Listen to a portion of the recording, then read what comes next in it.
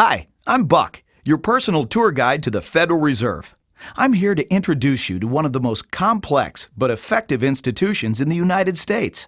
But don't worry, I'll explain it all in plain English. Just beside me is a road map of where we're going. Together, we'll walk through the Federal Reserve System, literally. And along the way, I'll show you just what goes on around here and why it's important. By the end of this tour, you too will be able to explain the Federal Reserve in plain English. There is no other agency of government which can overrule actions that we take. There is no other agency of government which can overrule actions that we take.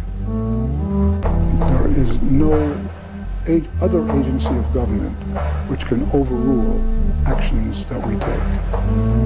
That would effectively be a takeover of monetary policy by the Congress, a repudiation of the independence of the Federal Reserve, which would be highly destructive to the stability of the financial system, the dollar, and our national economic situation. The Federal Reserve does not own any gold at all. We have not owned gold since 1934.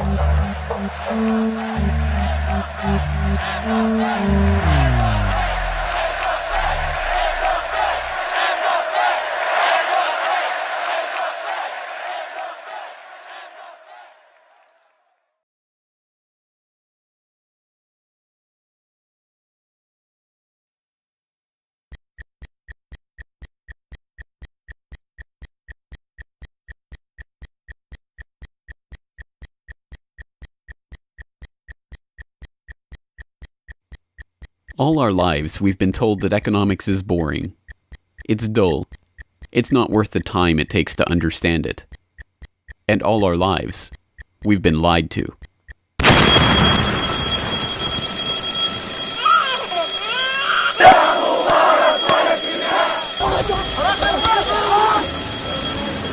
War, poverty, revolution. They all hinge on economics, and economics all rests on one key concept. Money. Money. It is the economic water in which we live our lives. We even call it currency. It flows around us, carries us in its wake, drowns those who are not careful. We use it every day, in nearly every transaction we conduct. We spend our lives working for it, worrying about it, saving it, spending it, pinching it. It defines our social status. It compromises our morals. People are willing to fight, die, and kill for it. But what is it? Where does it come from? How is it created? Who controls it? It is a remarkable fact that, given its central importance in our lives, not one person in 100 could answer such basic questions about money as these. So if you were planning a family, you'd want to know where babies come from. Yeah. And this is a lot about banking. So let me ask you, where does money come from?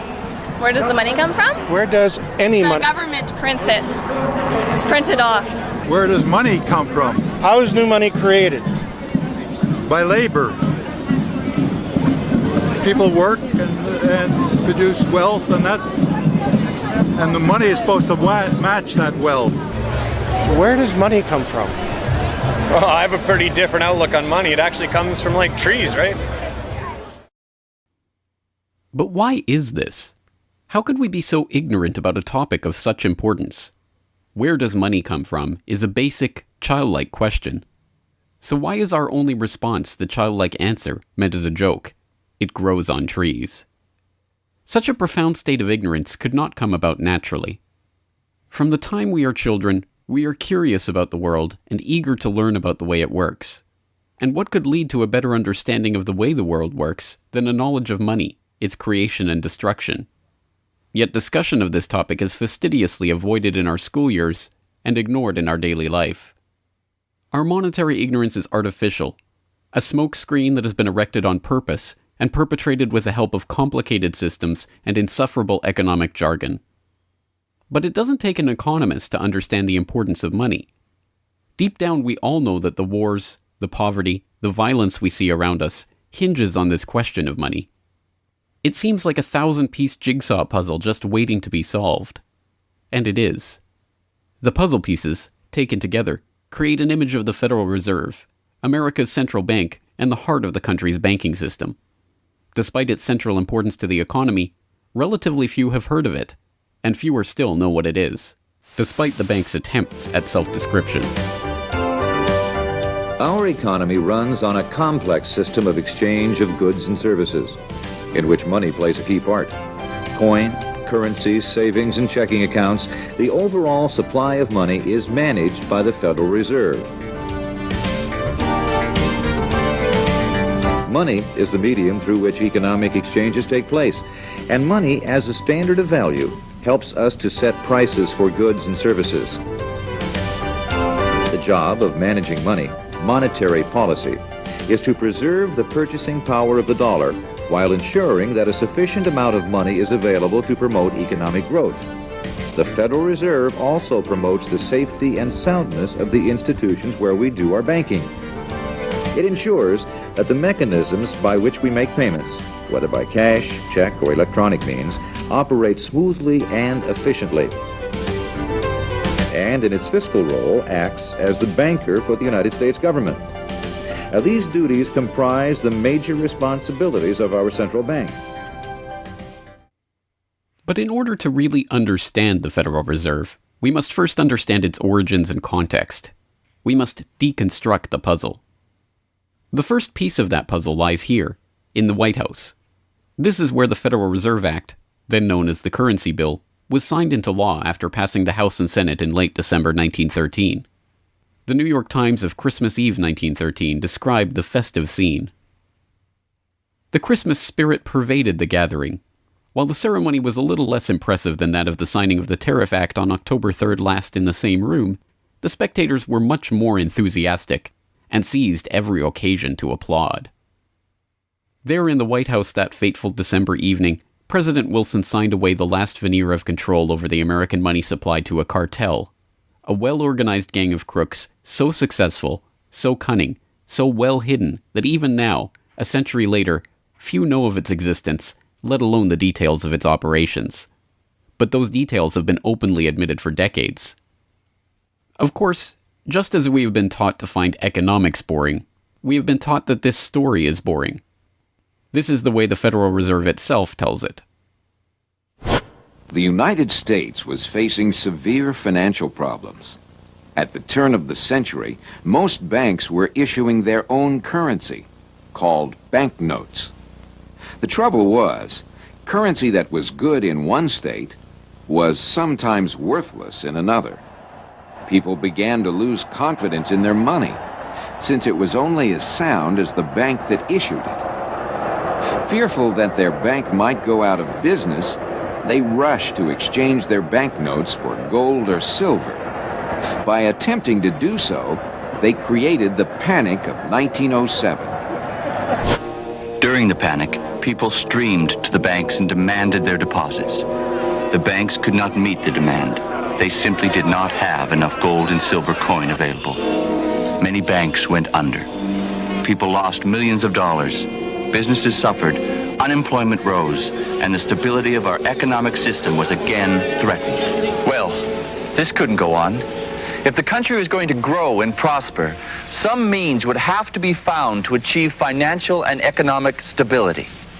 To prevent financial panics like the one in 1907, President Woodrow Wilson signed the Federal Reserve Act into law in 1913.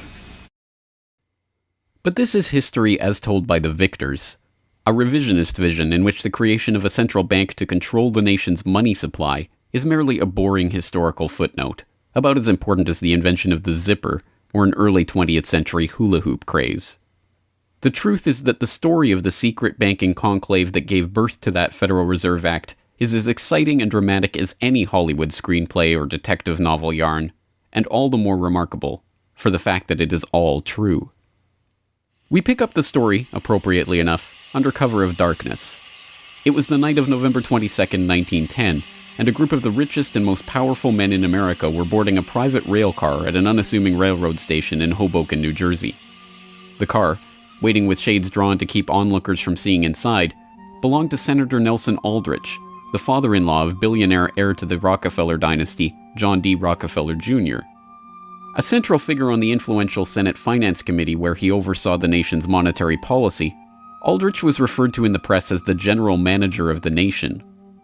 Joining him that evening was his private secretary Shelton, and a who's who of the nation's banking and financial elite.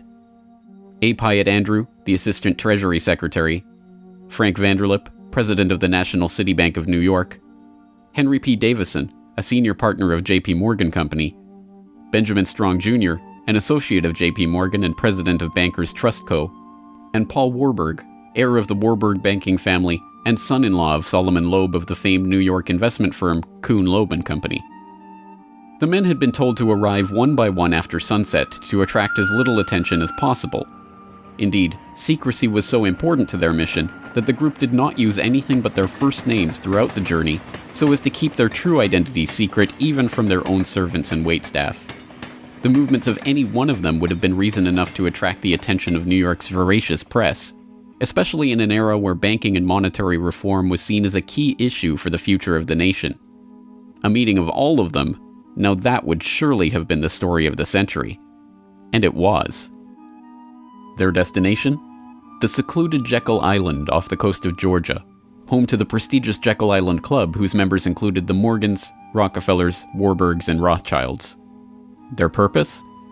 Davison told intrepid local reporters who had caught wind of the meeting that they were going duck hunting. But in reality, they were going to draft a reform of the nation's banking industry in complete secrecy. G. Edward Griffin, the author of the best-selling The Creature from Jekyll Island and a longtime Federal Reserve researcher, explains.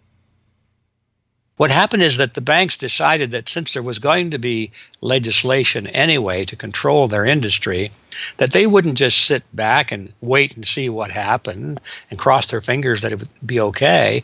They decided that to do what so many cartels do today, they decided to take the lead, and they would be the ones calling for regulations and reform. They like the word reform, and the American people are suckers for the word reform. You just put that into any corrupt piece of legislation, call it reform, and people say, oh, I'm all for reform, and so they vote for it or accept it. So that's what they were doing. They decided we will reform our own industry. In other words, we will create a cartel, and we will give the cartel the power of government. We'll take our cartel agreement so that we can self-regulate to our advantage, and we'll call it the Federal Reserve Act. And then we'll take this cartel agreement to Washington and convince those idiots there to pass it into law. And that basically was the strategy. It was a brilliant strategy. Of course, we see it happening all the time, and certainly in our own day today, we see the same thing happening in other cartelized industry. Right now, we're watching it unfold in the field of healthcare, but at that time, it was banking, all right? And so the banking cartel wrote their own rules and regulations, called it the Federal Reserve Act, got it passed into law, and it was very much to their liking because they wrote it. And in essence, what they had created is a set of rules which made it possible for themselves to regulate their industry, but they went even beyond that. In fact, it's clear to me when I was reading their letters and their conversations at the time and the debates that they never dreamed that Congress would go along and also give them the right to issue the nation's money supply. I mean, not only were they now going to regulate their own industry, which is what they started out as wanting to do, but they got this incredible gift that they didn't dream would be given to them, although they were negotiating for it. And that was Congress gave them the authority to issue the nation's money. And Congress gave away the sovereign right to issue the nation's money to the private banks. And so all of this was in the Federal Reserve Act, and the American people were joyous because they were told and they were convinced that this was finally a means of controlling this big creature from Jekyll Island. Amazingly enough, they were successful, not just in conspiring to write the legislation that would eventually become the Federal Reserve Act, but in keeping that conspiracy a secret from the public for decades. It was first reported on in 1916 by Bertie Charles Forbes, the financial writer who would later go on to found Forbes magazine. But it was never fully admitted until a quarter century later, when Frank Vanderlip wrote a casual admission of the meeting in the February 9, 1935 edition of the Saturday Evening Post. I was as secretive, indeed as furtive, as any conspirator. I do not feel it is any exaggeration to speak of our secret expedition to Jekyll Island as the occasion of the actual conception of what eventually became the Federal Reserve System. Over the course of their 9 days of deliberation at the Jekyll Island Club, they devised a plan so overarching, so ambitious, that even they could scarcely imagine that it would ever be passed by Congress. As Vanderlip put it, discovery of our plan, we knew, simply must not happen, or else all our time and effort would be wasted. If it were to be exposed publicly that our particular group had got together and written a banking bill, that bill would have no chance whatever of passage by Congress. So what precisely did this conclave of conspirators devise at their Jekyll Island meeting? A plan for a central banking system to be owned by the banks themselves, a system which would organize the nation's banks into a private cartel that would have sole control over the money supply itself. At the end of their 9-day meeting, the bankers and financiers went back to their respective offices content in what they had accomplished. The details of the plan changed between its 1910 drafting and the eventual passage of the Federal Reserve Act, but the essential ideas were there. But ultimately, this scene on Jekyll Island, too, is just one piece of a larger puzzle. And like any other puzzle piece, it has to be seen in its wider context for the bigger picture to become visible. To understand the other pieces of the puzzle and their importance in the creation of the Federal Reserve, we have to travel backward in time. The story begins in late 17th century Europe. The 9 Years' War is raging across the continent as Louis XIV of France finds himself pitted against much of the rest of the continent over his territorial and dynastic claims. King William III of England, devastated by a stunning naval defeat, commits his court to rebuilding the English navy. There's only one problem: money. The government's coffers have been exhausted by the waging of the war, and William's credit is drying up. A Scottish banker, William Patterson, has a banker's solution. A proposal to form a company to lend £1 million to the government at 6% plus £5,000 management fee, with the right of note issue. By 1694, the idea has been slightly revised, a £1.2 million loan at 8% plus £4,000 for management expenses. But it goes ahead. The magnanimously titled Bank of England is created. The name is a carefully constructed lie, designed to make the bank appear to be a government entity. But it is not. It is a private bank owned by private shareholders for their private profit, with a charter from the king that allows them to print the public's money out of thin air and lend it to the crown. What happens here at the birth of the Bank of England in 1694 is the creation of a template that will be repeated in country after country around the world. A privately controlled central bank lending money to the government at interest, money that it prints out of nothing. And the jewel in the crown for the international bankers that creates this system is the future economic powerhouse of the world, the United States. In many important respects, the history of the United States is the history of the struggle of the American people against the banksters that wish to control their money. By the 1780s, with colonies still fighting for independence from the crown, the bankers will get their wish. In 1781, the United States is in financial turmoil. The Continental, the paper currency issued by the Continental Congress to pay for the war, has collapsed from overissue and British counterfeiting. Desperate to find a way to finance the end stages of the war, Congress turns to Robert Morris, a wealthy shipping merchant who was investigated for war profiteering just 2 years earlier. Now, as Superintendent of Finance of the United States from 1781 to 1784, he is regarded as the most powerful man in America, next to General Washington.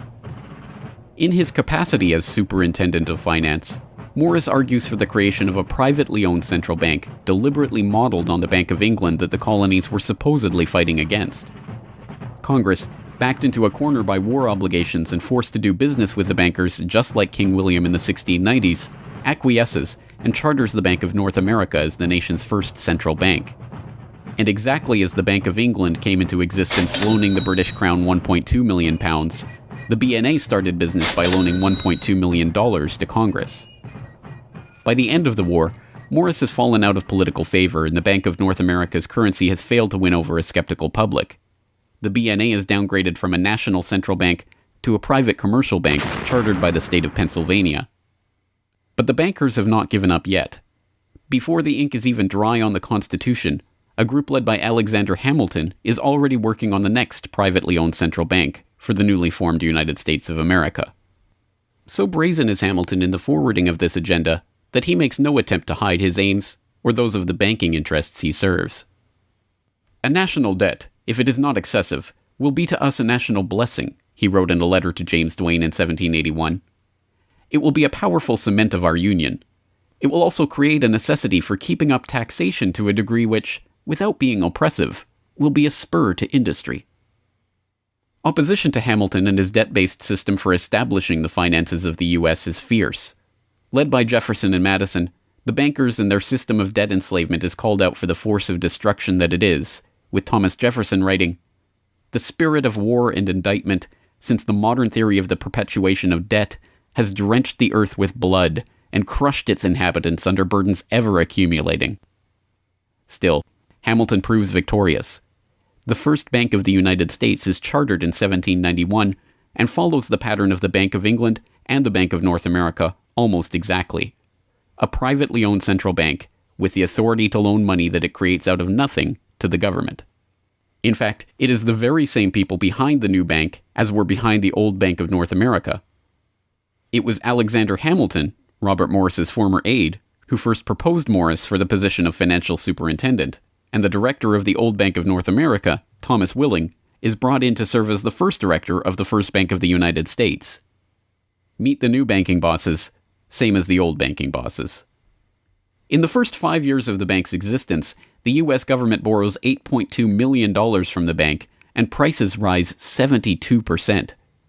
By 1795, when Hamilton leaves office, the incoming Treasury Secretary announces that the government needs even more money and sells off the government's meager 20% share in the bank, making it a fully private corporation. Once again, the U.S. economy is plundered while the private banking cartel laughs all the way to the bank that they created. By the time the bank's charter comes due for renewal in 1811, the tide has changed for the money interests behind the bank. Hamilton is dead, shot to death in a duel with Aaron Burr. The bank-supporting Federalist Party is out of power. The public are wary of foreign ownership of the central bank, and what's more, don't see the point of a central bank in time of peace. Accordingly, the charter renewal is voted down in the Senate, and the bank is closed in 1811. Less than a year later, the U.S. is once again at war with England. After 2 years of bitter struggle, the public debt of the U.S. has nearly tripled from $45.2 million to $119.2 million. With trade at a standstill, prices soaring, inflation rising, and debt mounting, President Madison signs the charter for the creation of another central bank, the Second Bank of the United States, in 1816. Just like the two central banks before it, it is majority privately owned and is granted the power to loan money that it creates out of thin air to the government. The 20-year bank charter is due to expire in 1836, but still in his first term, President Andrew Jackson has already vowed to let it die prior to renewal. Believing that Jackson won't risk his chance for re-election in 1832 on the issue, the bankers forward a bill to renew the bank's charter in July of that year, 4 years ahead of schedule. Remarkably, Jackson vetoes the renewal charter and stakes his re-election on the people's support of his move. In his veto message, Jackson writes in no uncertain terms about his opposition to the bank.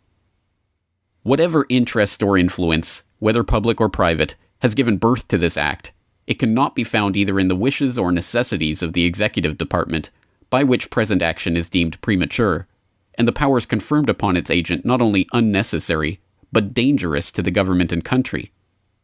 It is to be regretted that the rich and powerful too often bend the acts of government to their selfish purposes.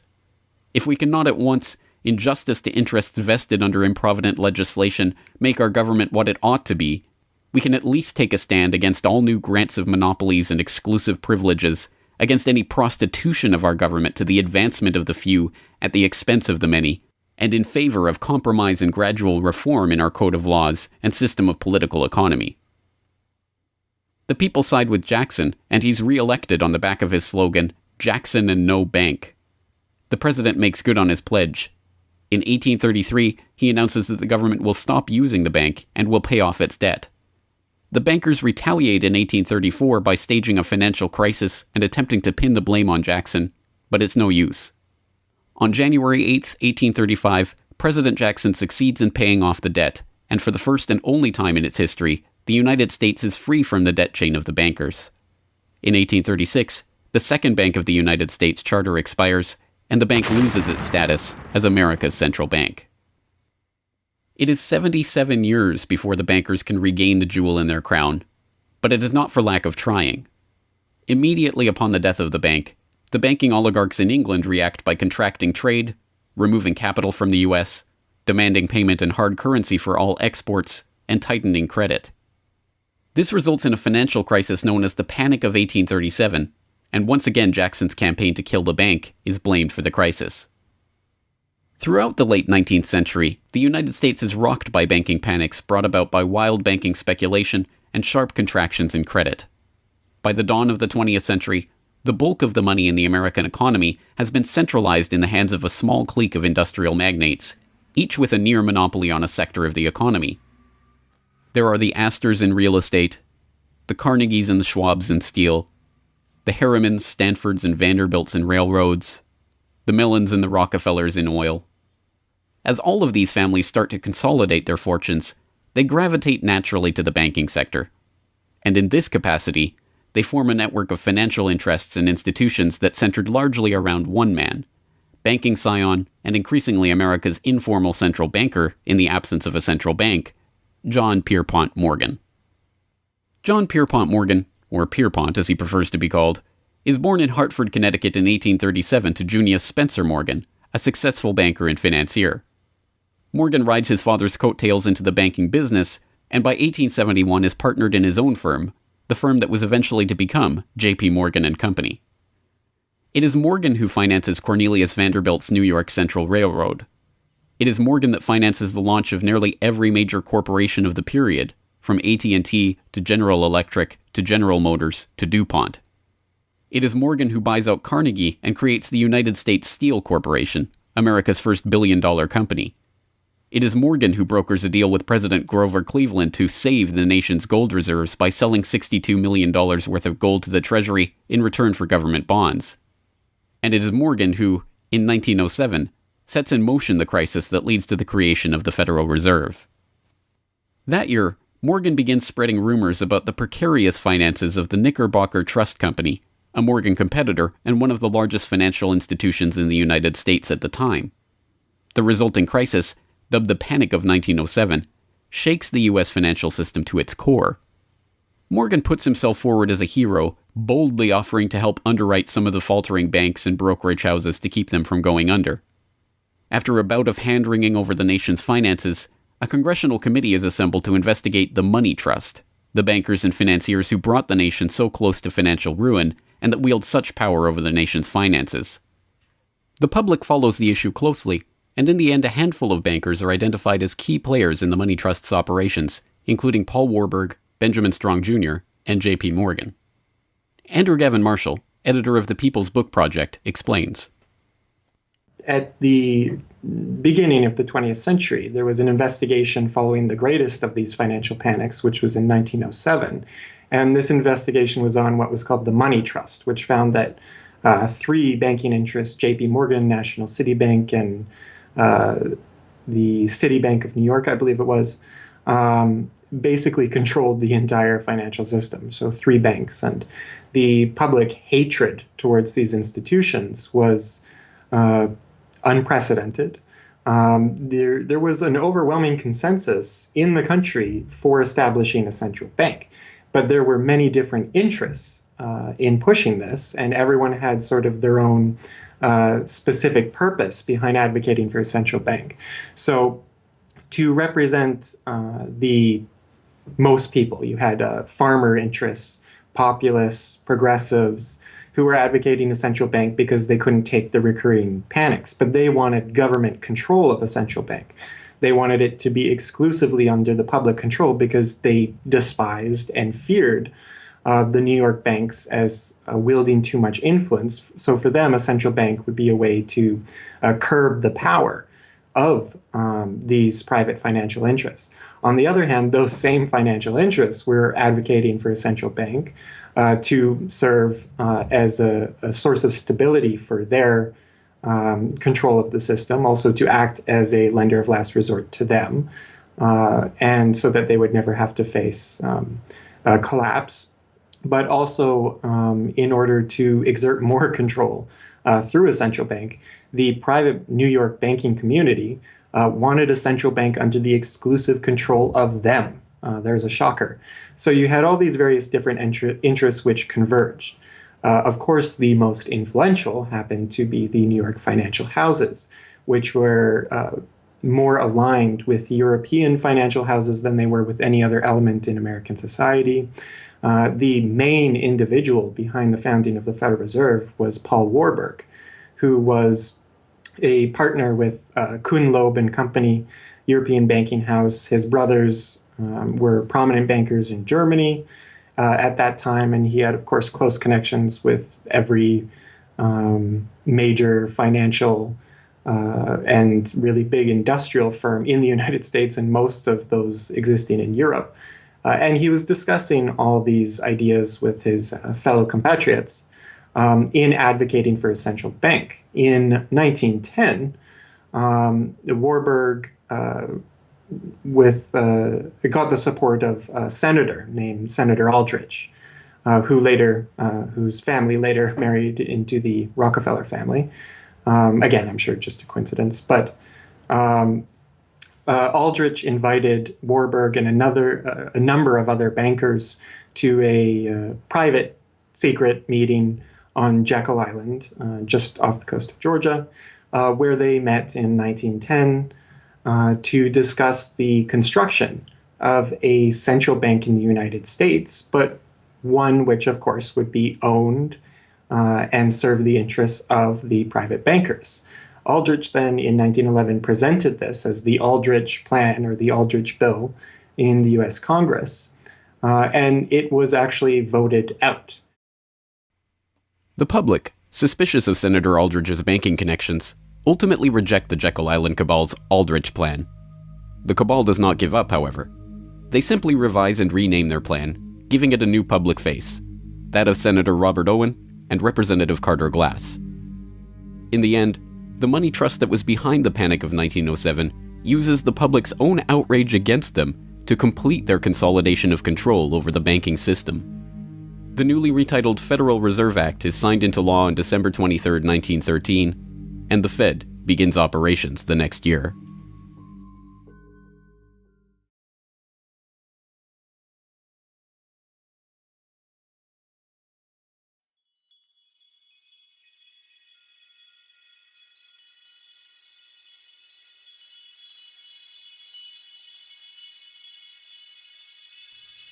So how does the Federal Reserve System work? What does it do? Who owns and controls it? These are the basic questions that would get to the heart of the fundamental question, what is money? And that is why the answer to these questions have been shrouded in impenetrable economic jargon. Even the Federal Reserve's own educational propaganda, which has an unusual tendency towards cutesy animation and talking down to its audience, has a difficult time summarizing the Fed's mission and responsibilities. According to the Fed, to achieve these goals, the Fed, then and now, combines centralized national authority through the Board of Governors, remember that on the map, with a healthy dose of regional independence through the reserve banks. A third entity, the Federal Open Market Committee, brings together the expertise of the first two in setting the nation's monetary policy. Precisely what imaginary gaggle of schoolchildren is this economic gibberish aimed at? The simple truth, hidden behind the sleight of hand of economic jargon and magisterial titles, is that a banking cartel has monopolized the most important item in our entire economy: money itself. We are taught to think of money as the pieces of paper printed in government printing presses or coins minted by government mints. While this is partially true, in this day and age, the actual notes and coins circulating in the economy represent only a tiny fraction of the money in existence. Over 90% of the money supply is in fact created by private banks as loans that are payable back to the banks at interest. Although this simple fact is obscured by the wizards of Wall Street and gods of money who want to make the money creation process into some special art of alchemy carefully overseen by the government, the truth is not hidden from the public. In December 1977, the Federal Reserve Bank of New York published another of its dumbed-down cartoon-ridden information pamphlets for the general public, attempting to explain the functions of the Federal Reserve System. There in black and white, they carefully explain the money creation process. Commercial banks create checkbook money whenever they grant a loan, simply by adding new deposit dollars to accounts on their books in exchange for a borrower's IOU. Banks create money by monetizing the private debts of businesses and individuals. That is, they create amounts of money against the value of those IOUs. There it is, in plain English. The vast majority of money in the economy, the checkbook money in our accounts at the bank and that we use in our electronic transfers and digital payments, is created not by a government printing press, but by the bank itself. It is created out of thin air as debt, owed back to the bank that created it at interest. This means that bank loans are not money taken from other bank depositors, but new money simply conjured into existence and placed into your account. And the bank is able to create much more money than it has cash to back up those deposits. The Fed claims to be the entity overseeing and backing up the banking industry. It was established, according to its own propaganda, to stabilize the system and prevent bank runs like the Panic of 1907 from happening again. Throughout much of the 1800s, almost any organization that wanted could print its own money. As a result, many states, banks, and even one New York druggist did just that. In fact, at one time, there were over 30,000 different varieties of currency in circulation. Imagine the confusion. Not only were there multitudes of currencies, some were redeemable in gold and silver, others were backed by bonds issued by regional governments. It was not unusual for people to lose faith both in the value of their currency and in the entire financial system. With many people trying to withdraw their deposits at once, sometimes the banks didn't have enough money on hand to pay their depositors. Then, when the funds ran out, the banks suspended payment temporarily, and some even closed. People lost their entire savings, and sometimes regional economies suffered. Obviously, something had to be done. And in 1913, something was. In that year, President Woodrow Wilson signed into effect the Federal Reserve Act. This act created the Federal Reserve System to provide a safer and more stable monetary and banking system. If that was indeed its aim, it signally failed to do so in running up one of the greatest bubbles in American history to that point in the 1920s, just a decade after its creation. The popping of that bubble, of course, led directly into the Great Depression and one of the greatest periods of mass poverty in American history. Economists have long argued that the Fed itself was the cause of the Depression by its complete mismanagement of the money supply. As former Federal Reserve Chairman Ben Bernanke admitted in a speech commemorating Fed critic Milton Friedman's 90th birthday, regarding the Great Depression, "You're right, we did it. We're very sorry. But thanks to you, we won't do it again." Price stability is another cited tenet of the Federal Reserve's mandate. But here, too, the Fed has completely failed to live up to its own standards. Aside from the banking system, the Federal Reserve has another responsibility that's probably even more important. It's in charge of something called monetary policy. Basically, it means trying to keep prices stable to avoid inflation. Say you buy a CD today for $14. But what if next year the price of the CD jumped to $20 or $50? Not because of a change in supply or demand, but because all prices were going up. That's inflation. There are a lot of different causes of inflation, but one of the most important is too much money. The Fed can adjust the money supply by injecting money into the system electronically or by withdrawing money from the economy. Think of it. The Federal Reserve has the ability to create money and make it disappear. What's most important is what happens as a result. Anytime the supply of money is altered, the effects are felt throughout the economy. The Fed's methods have changed over time to take advantage of the latest computers and electronics, but its mission remains the same: to aim for stable prices, full employment, and a growing economy. 100 years ago, in 1913, the Fed was created, and we've marked it with a vertical line there. Consumer prices now are about 30 times higher than they were when the Fed was created in 1913. Paper money, too, is the responsibility of the Federal Reserve. Hence, the dollars in circulation are not Treasury notes, not bills of credit, but Federal Reserve notes, debt-based notes backed up, ultimately, by the government's own promise to pay. It's sovereign bonds backed up by the taxpayers themselves. At one time, the Federal Reserve banks were legally required to keep large stockpiles of gold in reserve to back up these notes. But that requirement was abandoned, and today the notes are backed up mostly by government securities. The Fed no longer keeps any actual gold on its books, but gold certificates issued by the Treasury and valued not at the spot price of $1,300 per troy ounce, but an arbitrarily fixed statutory price of $42 2/9 per ounce. But I do have one question. During the crisis or any time that you're aware of, has the Federal Reserve or Treasury participated in any gold swaps arrangements? We don't. The Federal Reserve does not own any gold at all. We have not owned gold since 1934. So we have not engaged in any gold swaps. But it appears on your balance sheet that you hold gold. What appears on our balance sheet is gold certificates. When we turned before 1934, the Federal Reserve did own gold.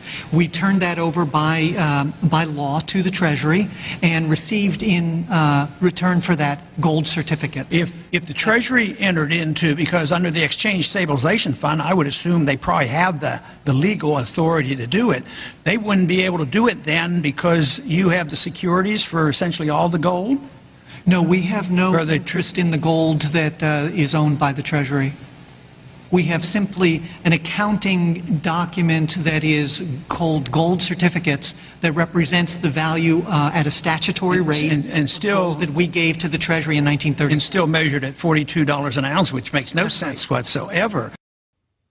Clearly, there is a discrepancy between what we are led to believe is motivating the Fed and what it actually does.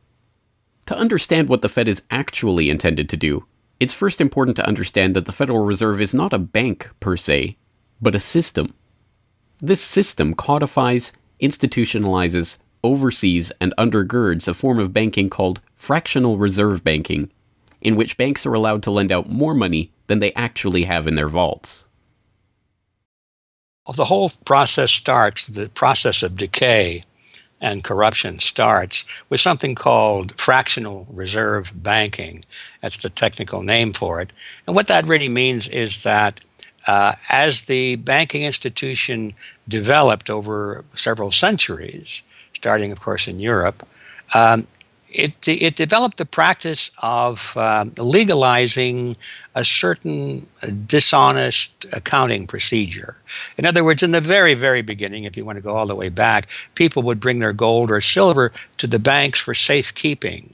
And they'd say, give us a paper receipt. And we don't want to guard our silver and our gold because, people could come in the middle of the night and they could kill us or tie us up and threaten us, and they'll get our gold and silver, so we can't really guard it. We'll take it to the bank and have them guard it, and we just want a paper receipt so that we can take the receipt back and get our gold anytime we want.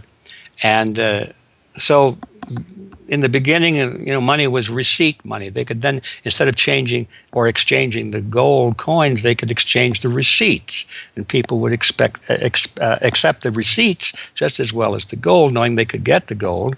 And so these paper receipts being circulated were, in essence, the very first examples of paper money.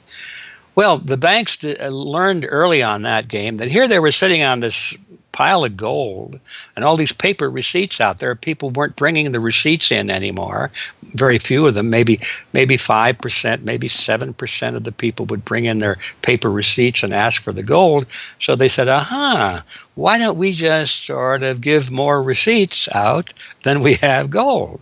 They'll never know because we only are asked at the best 7% of it, so we can create more receipts for gold than we have, and we can collect interest on that because we'll loan that into the economy and we'll charge interest on this money that we don't really have. And it's a pretty good gimmick, don't you think? And they, well, yeah, of course. And so that's how fractional reserve banking started. And now it's institutionalized, and they teach it in school. No one ever questions the integrity of it or the ethics of it. They say, well, that's the way banking works. And isn't it wonderful that we now have this flexible currency and we have prosperity and all of this sort of thing? So it all starts with this concept of fractional reserve banking. The trouble is with that is it works most of the time, but every once in a while, there are a few ripples that come along that are a little bit bigger than the other ripples, and maybe one of them is a wave, and more than 7% will come in and ask for their gold. Maybe 20% will come in, or 30%. And well, now the banks are embarrassed because the fraud is exposed. They say, well, we don't have your gold. What do you mean you don't have my gold? I gave it to you and put it on deposit, and you said you'd safeguard it. Well, we don't have it. We loaned it out. So then the word gets out, and everybody and their uncle comes and lines up for their gold. And of course, they don't have it, and the banks are closed. They have bank holidays, and the banks are embarrassed. They go out of business. People lose their savings, and you have these terrible banking crashes that were ricocheting all around the world prior to this time. And that's what caused the concern. One of the things that caused the concern of the American people, they didn't want that anymore. They wanted to put a stop to that. And that was the whole purpose, supposedly, of the Federal Reserve System, is to put a stop to that. But since the people who designed the plan to put a stop to it were the very ones who were doing it in the first place, you can not be surprised that their solution was not a very good one insofar as the American people were concerned. Their solution was to expand it. Not to control it, but to expand it. See, prior to that time, this little game of fractional reserve banking was localized at the state level. Each state was doing its own little fractional reserve banking system. Each state, in essence, had its own Federal Reserve. Central banks were authorized by state law to do this sort of thing, and that was causing all this problem. And so the Federal Reserve came along and said, well, no, we're not going to do this at the state level anymore because look at all the problem it's causing. We're going to consolidate it all together, and we're going to do it at the national level. The key to this system, of course, is who controls this incredible power to regulate the economy by setting reserve requirements and targeting interest rates. The answer to this question, too, has been deliberately obscured. The Federal Reserve System is a deliberately confusing mishmash of public and private interests, reserve banks, boards and committees, centralized in Washington and spread out across the United States. So you have the Federal Reserve Board in Washington, appointed by the president. That's the only part of this system that is directly dependent upon the government for input. That's the federal part, that the government, the president specifically, gets to choose a few select governors. The 12 regional banks, the most influential of which is the Federal Reserve Bank of New York, essentially based in Wall Street to represent Wall Street, is representative of the major Wall Street banks who own shares in the private, not federal, but private Federal Reserve Bank of New York. All the other regional banks are also private banks. They vary according to how much influence they wield, but the Kansas City Fed is influential, the St. Louis Fed, the Dallas Fed. But the New York Fed is really the center of this system. And precisely because it represents the Wall Street banks who appoint the leadership of the New York Fed. So the New York Fed has a lot of public power, but no public accountability. It has no oversight. It does not answer to Congress the way that the chairman of the Federal Reserve Board of Governors does. And even then, the chairman of the Fed, of the Federal Reserve Board, who is appointed by the president, does not answer to the president. He does not answer to Congress. He goes to Congress to testify, but the policy that they set is independent. So they have no input from the government. The government can't tell them what to do, legally speaking. And of course, they don't. Do you think it would cause problems for the Fed or for the economy if that legislation was to pass? My concern about the legislation is that if the GAO is auditing not only the operational aspects of our programs and the details of the programs, but is making judgments about our policy decisions that would effectively be a takeover of monetary policy by the Congress, a repudiation of the independence of the Federal Reserve, which would be highly destructive to the stability of the financial system, the dollar, and our national economic situation. The Federal Open Market Committee is responsible for setting interest rates. Now, this committee, which is enormously powerful, has as its membership the governor and vice chair of the Federal Reserve Board. But the Federal Open Market Committee, most of the membership is the presidents of the regional Federal Reserve banks representing private interests. So they have significant input into setting the interest rates. Interest rates are not set by a public body, they're set by private financial and corporate interests. And that's whose interests they serve, of course.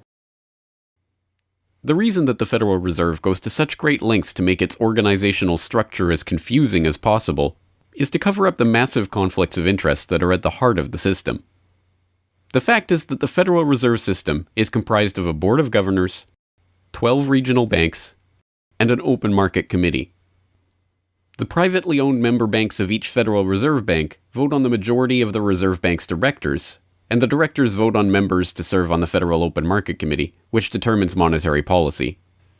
What's more, Wall Street is given a prime seat at the table, with tradition holding that the president of the powerful New York Federal Reserve Bank be given the vice chairmanship of the FOMC and be made a permanent committee member. In effect, the private banks are the key determinants in the composition of the FOMC, which regulates the entire economy. According to the Fed, its monetary policy decisions do not have to be approved by the president or anyone else in the executive or legislative branches of government. It does not receive funding appropriated by the Congress, and the terms of the members of the Board of Governors span multiple presidential and congressional terms. Or, in the words of Alan Greenspan, what is the proper relationship, what should be the proper relationship between a chairman of the Fed and a president of the United States?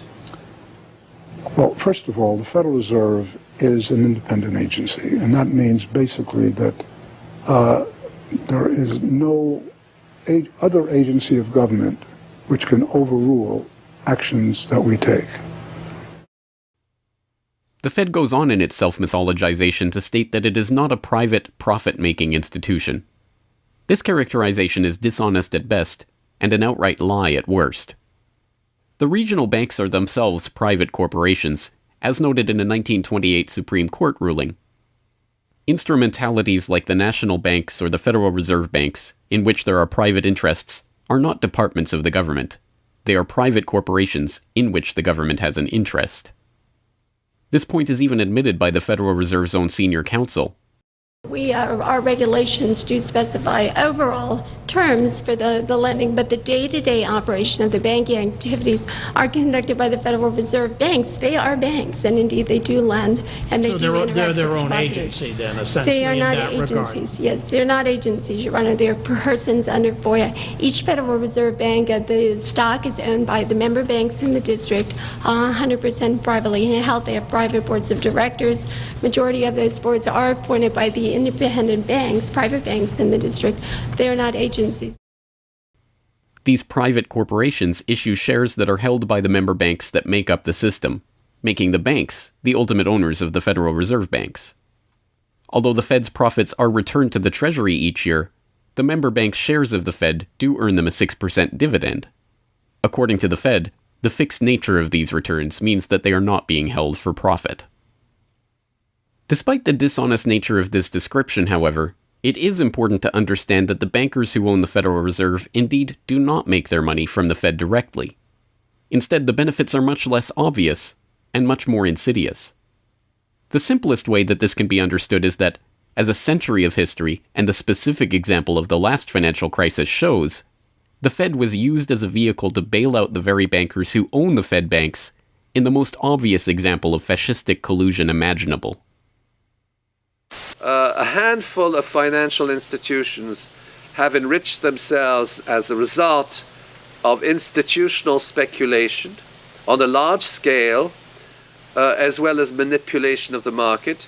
And secondly, what they have done is that they have then gone to their governments and said, well, we are now in a very difficult situation and you need to give us money so that we can retain the stability of the financial system. And who actually lends the money or brokers the public debt? The same financial institutions which are the recipients of the bailout. Okay, and so what you have is a circular process. It's a diabolical process. You're lending money. You're not lending money. You're handing money to the large financial institutions, and then this is leading up to a mounting public debt in the trillions. Okay. And then you say to the financial institutions, we need to establish a new set of treasury bills and government bonds, etc., which of course are sold to the public, but they are always brokered through the financial institutions, which establish their viability and so on and so forth. And the financial institutions will probably buy part of this public debt. So that in effect what the government is doing is financing its own indebtedness through the bailouts. It hands money to the banks, but to hand the money to the banks, it becomes indebted to those same financial institutions, and then it says, well, we now have to emit large amounts of public debt. Please, can you help us? And then the banks will say, well, your books are not quite in order. And then the government will say, well, obviously they're not in order because we've just handed you $1.4 trillion of bailout money, and we're now in a very difficult situation, so we need to borrow money from the people who are, in fact, the recipients of the bailout. So this is really what we're dealing with. We're dealing with a circular process. The 2008 crisis and subsequent bailouts are merely the latest and most brazen examples of the fundamental conflicts of interest at the heart of America's privately owned central banking system. Beginning with the collapse of Lehman Brothers in September of that year, the Federal Reserve embarked on an unprecedented program of bailouts and special zero-interest lending facilities for the very banks that had caused the subprime meltdown in the first place. By the cartelization of the Federal Reserve structure, and thus not by accident, it was the very bank presidents who had overseen their banks' lending practices that ended up in the director positions of the Federal Reserve banks that voted on where to direct the trillions of dollars in bailout money. And unsurprisingly, they directed it toward their own banks. A stunning 2011 Government Accountability Office report examined $16 trillion of bailout facilities extended by the Fed in the wake of the crisis and exposed numerous examples of blatant conflicts of interest. Jeffrey Immelt, chief executive of General Electric, served as a director on the board of the Federal Reserve Bank of New York, at the same time the Fed provided $16 billion in financing to General Electric. JP Morgan Chase chief executive Jamie Dimon, meanwhile, was also a member of the board of the New York Fed during the period that saw $391 billion in Fed emergency lending directed to his own bank. In all, Federal Reserve Board members were tied to $4 trillion in loans to their own banks. These funds were not simply used to keep these banks afloat, but actually to return these Fed-connected banks to a period of record profits in the same period that the average worker saw their real wages actually decrease and the economy on Main Street slow to a standstill. Ben Bernanke, at that time the chairman of the Federal Reserve Board of Governors, was confronted about these conflicts of interest by Senator Bernie Sanders upon the release of the GAO report in June 2012.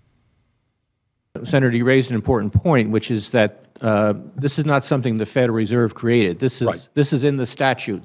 Congress in the Federal Reserve Act said this is the governance of the Federal Reserve, and more specifically that bankers would be on the board. And 6 out of 9.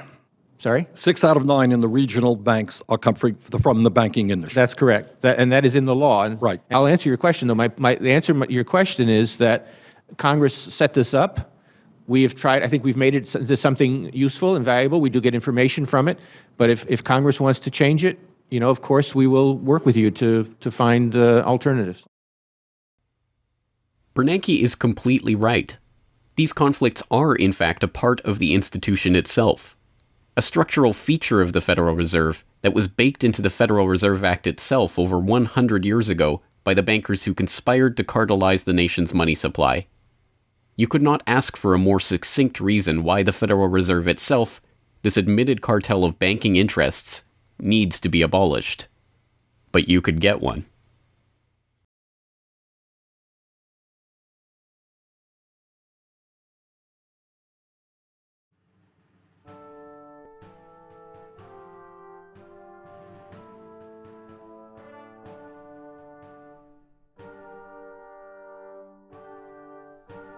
We now know that for centuries, the people of the United States have been at war with the international banking oligarchs. That war was lost, seemingly for good, in 1913, with the creation of the Federal Reserve. With the passage of the Federal Reserve Act, President Woodrow Wilson consigned the American population to a century in which the money supply itself has depended on the whims of the banking cabal. A century of booms and busts, bubbles and depressions, has led to a wholesale redistribution of wealth toward those at the very top of the system. At the bottom, the masses toil in relative poverty, single-income households becoming double-income households out of necessity, their quality of life being slowly eroded as the Federal Reserve notes that pass for dollars are themselves devalued. Worse yet, the fraud itself perpetuates Alexander Hamilton's persistent myth that a national debt is necessary at all. The US is now locked into a system whereby the government issues bonds to generate the funds for their operations, bonds that are backed up by the taxation of the public's own labor. The perpetrators of this fraud, meanwhile, remain in the shadows, largely ignored by a general public that could instantly recognize the latest Hollywood heartthrob or pop idol, but have no clue what the head of Goldman Sachs or the New York Fed does, let alone who they are. This cabal bear allegiance to no nationality, no philosophy or creed, no code of ethics. They are not even motivated by greed, but power. The power that the control of the money supply inevitably brings with it. After a person has all the money in the world that you could possibly use to buy anything you want, what's left to capture your imagination? And the answer, of course, is power. Power over people. Now, money is power over people, but there's another power over people as well, and that is the political power, the social power. And I think this has now become the dominant driving force of these people. They've already got the money. They've got it locked down. Now they're striving for this new world order, as their name for it. They want all of the world into one political unit, which they dominate, not only with money, but with military and psychological means and education and media and propaganda. They want total control over every human on the planet. And by golly, they're moving pretty rapidly in that direction. It did not take long for this lust for power to rear its head.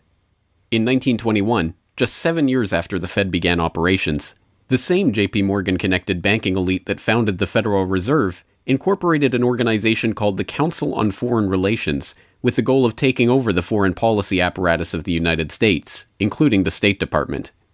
In this quest, it was remarkably successful. Although there are only about 4,000 members in the organization today, its membership has included 21 Secretaries of Defense, 18 Treasury Secretaries, 18 Secretaries of State, 16 CIA directors, and many other high-ranking government officials, military officers, business elite, and, of course, bankers. The first director of the CFR was John W. Davis, J.P. Morgan's personal lawyer and a millionaire in his own right. Together with its sister organizations in Britain and elsewhere around the world, these groups would work together toward what they called a new world order of total financial and political control directed by the bankers themselves. As Carroll Quigley, noted Georgetown historian and mentor of Bill Clinton, wrote in his 1966 work, Tragedy and Hope, A History of the World in Our Time, the powers of financial capitalism had a far-reaching aim, nothing less than to create a world system of financial control in private hands, able to dominate the political system of each country and the economy of the world as a whole. This system was to be controlled in a feudalist fashion by the central banks of the world acting in concert, by secret agreements arrived at in frequent private meetings and conferences. The apex of the system was to be the Bank for International Settlements in Basel, Switzerland, a private bank owned and controlled by the world's central banks, which were themselves private corporations. This is why the bankers and their partners in government and business conspired to bring about the 2008 crisis. Not for the pursuit of money, but power. In the same way the bankers used the panic of 1907 to consolidate their control over the money supply, they hope to use the 2008 crisis and subsequent panics, which they themselves have created, to consolidate their political control. The International Summit for the Global Financial Crisis has been expanded from G7 to G20 because the leading 7 developed countries cannot solve the crisis alone. This expanded meeting raises the question whether a new global financial system will be created. So is this some sort of a new world order, which Gordon Brown kind of alluded to? British Prime Minister Gordon Brown has described the quote-unquote guiding principles to be addressed at the summit. They are transparency, sound banking, responsibility, integrity, and get this, global governance, unquote. I think a new world order is emerging, and with it the foundations of a new and progressive era of international cooperation. The inevitable conclusion, one that flows necessarily from the true understanding of this situation, is that the Federal Reserve System needs to be consigned to the dustbin of history. After a century of enslavement, it is time for the American public to finally throw off the bankers' debt chains. If there was ever a point in human history to start questioning alternatives, this would be it. And to think that where we are and simply say, oh, well, this is the best of our options. How many of the best options lead to self-destruction? Doesn't sound like a best option. I think that with a world of 7 billion people, we can probably come up with something better than a system in which a few thousand people benefit so much at the expense of everything else on this world, and at the expense of the potential for the future of mankind. They're leveraging our future. And so long as we accept this way of thinking, so long as we accept these institutions as having dominance, that's the direction we'll be going. So I think reform is a good way to try and stall and to push back directly against the expanding and evolving power structures. But radical change is what's really needed, and that has to be built from the bottom up. But I think that these two processes can and should go together in parallel. If you've made it this far, congratulations. You are now better informed on the economic history of the United States and the truth about the Federal Reserve than 99% of the population. If you do nothing else, then just working to get those around you educated on this information alone will have a profound effect. Once they learn of the scam, many are motivated to do something about it, and they, in turn, inform others. This is the viral nature of suppressed truth, and it is the reason that more people are aware of and energized by the issue of the Federal Reserve and the nature of money than ever before. Perhaps even more amazingly, this movement is spreading to other parts of the globe.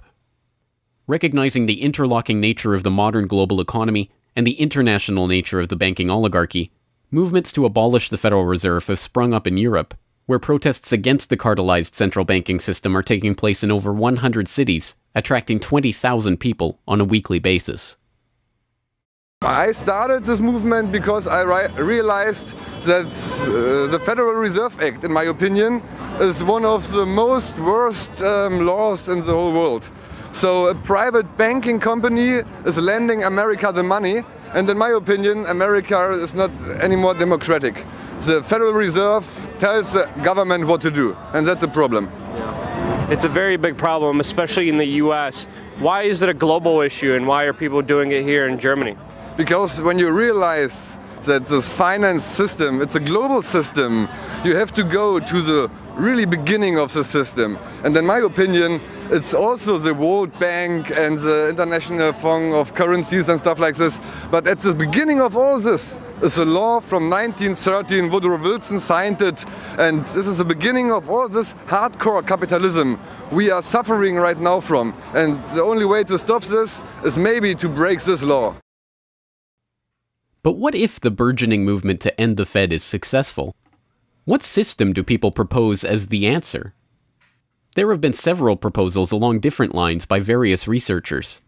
Some argue for a return to America's colonial roots of debt-free money issued by state-run banks, pointing to the Bank of North Dakota as one already functioning, successful model of this approach. We've had two banking systems ever since the 1860s, with the state bank system and the federal bank system. And the federal bank system are the big Wall Street banks, particularly. They dominate the federal system. So they're taking over right now. I mean, in California, we don't even have any local banks where I am. They're now, we had two, and I had accounts in both of them, and they're now, one of them is Chase Bank, and the other is U.S. Bank. So they're both big Wall Street banks now. They've been taken over. So if you can keep, it's the local banks that have an interest in serving the local business. The big banks have no interest in making loans to local business. It's too risky. Why should they bother? They've got this virtually free money they can get from the Fed and from each other, and it's much more lucrative to them either to speculate in commodities or other things abroad, or what works very well for them is to buy long-term government bonds at 3%, because these have no capital requirement. The capital requirement for government bonds are zero. So they can buy all of those that they want.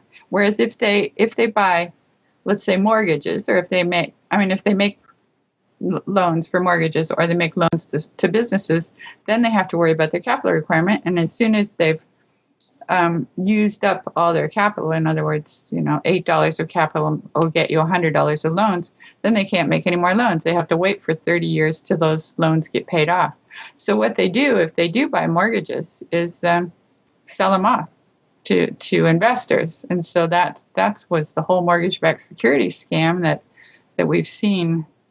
They had no motivation to make sure that these borrowers were actually sound borrowers. They just wanted to make a sale, so they sold the stuff to the unwary investors who might be somebody in Iceland or Sweden or pension funds. Yeah, so that didn't work out so well. So a state bank with the partnering with the local banks can provide the capital, can help them with capital. In North Dakota, the state bank guarantees the loans of the local banks, allowing them to make much bigger loans than they could otherwise. And the state bank provides liquidity to the small banks. That's why the small banks, the local banks, aren't making loans to small business right now, because they don't know that they can get money from the other banks as needed. The way banking works is they make the loan first. I mean, if you have credit lines to many different businesses, and if they all hit up their credit lines at once, you're going to run out of money. So you don't dare do that unless you know that you can get short-term loans from the other banks. And what's happening right now, even though there's $1.6 trillion in excess reserves sitting on the books of the big banks, they're not available to the little banks. And the reason is because the Fed is paying 0.25% interest on those reserves. So the banks have no incentive to lend them to the little banks. Why let go of them when you can make just as much keeping them, and then you still have your reserves, and you can use them as collateral to buy bonds or something that'll make you more money. So the whole system is messed up. And in North Dakota, the Bank of North Dakota provides the liquidity for these local banks. Others advocate a decentralized system of alternative and competing currencies that greatly reduce or even eliminate altogether the need for a central bank. Well, 22 years ago in Ithaca, New York, I noticed that a lot of people, friends particularly, had skills and time that were not being employed or respected by the prevailing economy. And while we had much desire to create things and trade them with each other, and many services we could provide to each other. We didn't have the money. So, since I have a background in graphic design, journalism, and arrogance, I went to my computer and designed paper money for Ithaca, New York.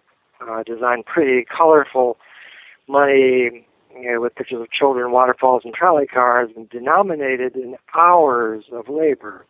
1 hour note, half hour, quarter, eighth hour note, 2 hour note, and then began to issue to each of the pioneer traders who had agreed to be listed in the directory a specific starter amount.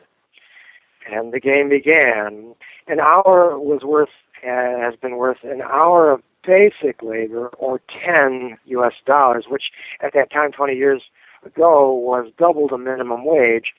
People who usually expect more than $10 per hour of their service can charge multiple hours per hour, but the denomination puts between us as residents of our community that reminder that we are fellow citizens, not merely winners or losers scrambling for dollars.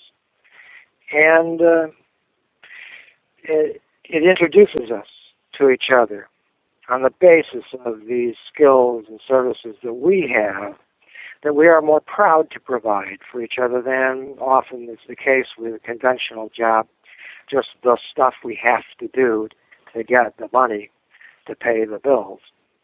So through that trading process, that more intimate scale process within the community, we're more easily able to become friends and lovers and political allies. It's an inspiring story, and tell people about how much money has circulated through this community. I mean, it's important for people to understand just how successful this has been.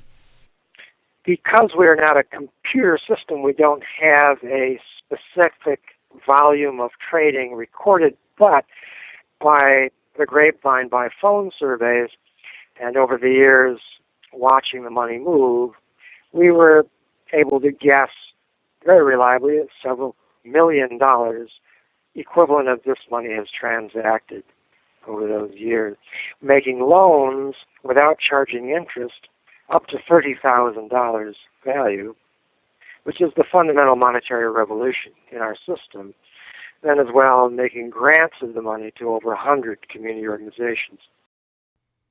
Some argue for currencies whose mathematical nature prevent them from being merely conjured into existence whenever a federal government wants to wage another war of aggression or forge another link in the seemingly endless train of governmental tyranny and abuse. What people have to understand about Bitcoin is that it's a completely decentralized network. There's no central server, there's no controlling company, there's no office. It's just free software that anyone can download and start running on their computer anywhere in the world. And that the Bitcoins themselves can be transferred to or from anyone, anywhere in the world. And it's impossible for any bank or government or entity to block you from sending or receiving those Bitcoins. There's a limited supply of those Bitcoins. There will never, ever, ever be more than 21 million Bitcoins. And so because, like everything, the price is set based on supply and demand, because the supply of Bitcoins is limited and the demand is increasing as more and more people start to use them and more websites start to accept them, the price of Bitcoins in terms of dollars is going to have to increase even a lot more than the $500 per Bitcoin that it is today. Are there any drawbacks at all to the idea of using a cryptocurrency? If you're part of the current power elite that can just print money at will to spend on whatever you feel like, then yeah, the world switching over to Bitcoin is probably not going to benefit you. But if you're one of the normal people that aren't working for the Federal Reserve or any central bank that's printing money to pay to your friends and that sort of thing, then a Bitcoin world is a wonderful thing for you. Sound money, cryptocurrencies, state banks, LETS programs, self-issued credit. These and many other solutions have all been proposed, and many of them are in use in different localities today. Information on all of these ideas and how they are being applied in various parts of the world are widely available online.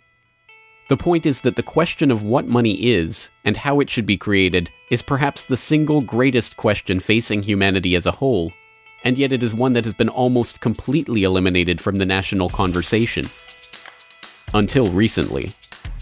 End the Fed! End the Fed!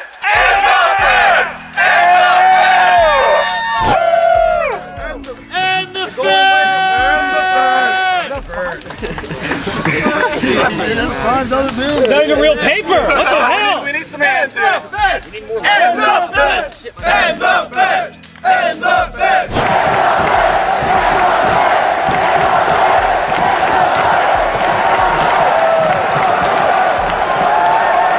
I haven't even gotten to that part yet.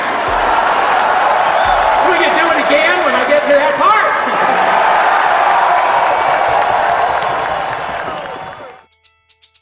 And so the rest of the story is now in our hands. Once we understand the scam that has taken place, the gradual consolidation of wealth and power in the hands of an elite few banking oligarchs, and the growing impoverishment of the masses, all in the name of banking funny money created out of nothing and loaned to the public at interest, we can choose to get active or to do nothing at all.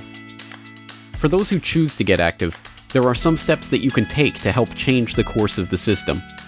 First, follow the links and resources from the transcript of this documentary at corbettreport.com/Federal Reserve to familiarize yourself with the history, the connections, and the functions of the Federal Reserve System. If you can't explain this material to yourself, then you will never be able to teach it to others. Secondly, begin reaching out to others to bring them up to speed on the issue. It can be as simple as broaching this conversation in the Monday morning water cooler talk, or passing out a copy of this documentary, or sending out links to this information to your email list. Insert this topic into your conversations. When people start talking about the national debt, or the state of the economy, or other political talking points, get them to question the roots of these issues, and why there is a national debt at all. Thirdly, when you are able to find or create a group of like-minded people in your area who are engaged with the issue, start a study group on the issue and its solutions. The study group can help source alternative or complementary currencies in the local area, or, if none exist already, the group can form the basis for a community of local businesses and customers who are willing to start experimenting with ways to wean themselves off of the Federal Reserve notes. Fourthly, use the resources at corbettreport.com, including the Federal Reserve information flyer, or hold DVD screenings, to attract interest in your group and draw others into studying the true nature of the monetary system. The work of building up an alternative to the current system can seem daunting, even at times overwhelming. But it is important to keep in mind that the Federal Reserve System that seems so monolithic today has only been around for 1 century. Central banks have been defeated in America before, and they can be defeated again. The question of how we decide to change this system is not rhetorical. It will either be answered by an informed, engaged, active population working together to create viable alternatives and to dismantle the current system, or it will be answered by the same banking oligarchy that has been controlling the money supply, and indeed the lifeblood of the country, for generations. Now, 1 century after the creation of the Federal Reserve System, we have a choice to make. Whether the next century, like the one before it, will be a century of enslavement, or, transformed by the actions and choices that we make in the light of this knowledge, a century of empowerment.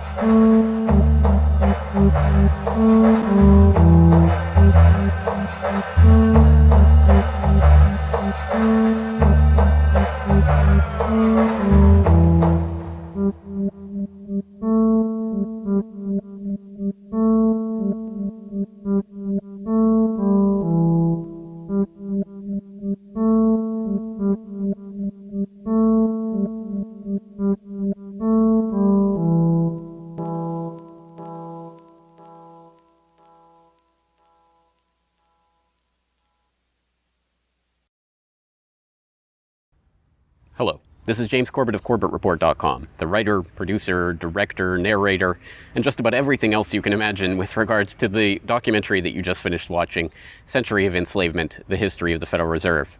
As I mentioned towards the end of that documentary, if you've made it this far, then you are now better informed about the Federal Reserve, its origins, what it is, how it functions, and why it must be opposed than 99% of the general public.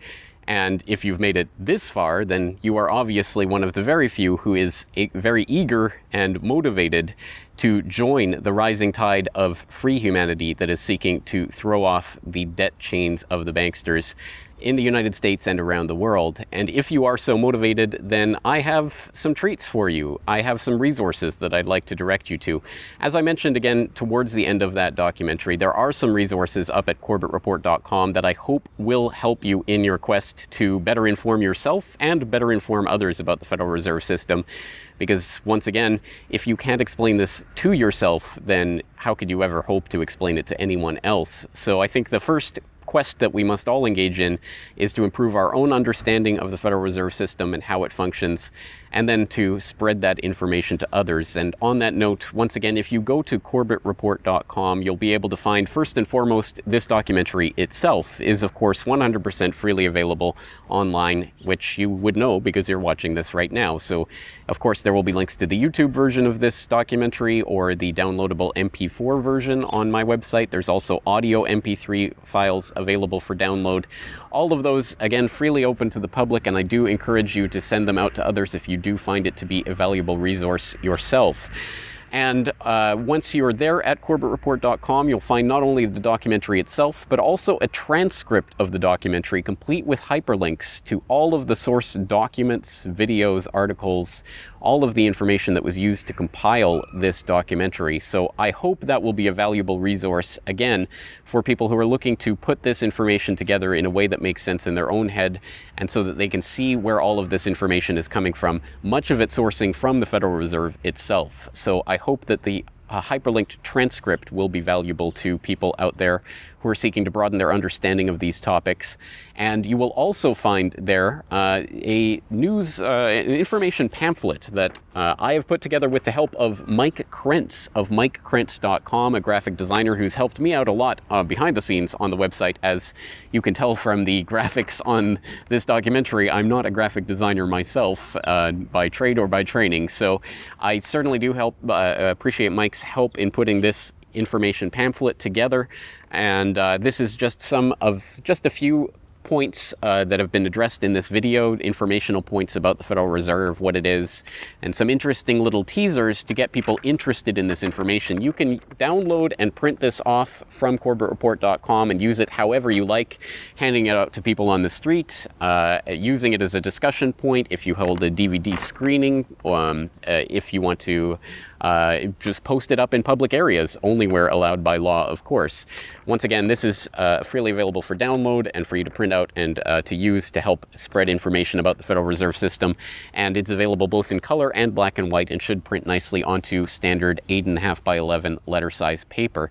So that will all be up there at the website, along with, of course, an actual DVD version of this documentary. Once again, if you do find this information useful, then I hope you will try to spread it to others. There are a lot of people who prefer the online link, but there will be some people who you cannot reach online. For those people, and for yourself, if you so desire, here is a physical hard copy that you can order from corbettreport.com for 2,000 Japanese yen. That's about 20 Federal Reserve notes. Because unfortunately, we are trapped in this debt-based bankster-led system. So we do all require these pieces of paper in order to put a roof over our head and food on the table, myself included. So your support is obviously greatly appreciated. And for that 2,000 Japanese yen, about 20 Federal Reserve notes, you'll receive this documentary. Disc 1 containing the documentary itself. Disc 2, the full 1-hour interview with G. Edward Griffin. So I think, again, a valuable resource for people who are looking for more information about the Federal Reserve. So that's available at corbettreport.com, along with all of this that we've talked about here, the information pamphlet, the hyperlink transcript, all of the various formats this is available in. Once again, I've tried to make this as straightforward as possible and also as detailed as possible so that you can start to further your own exploration and understanding of this system that we're facing.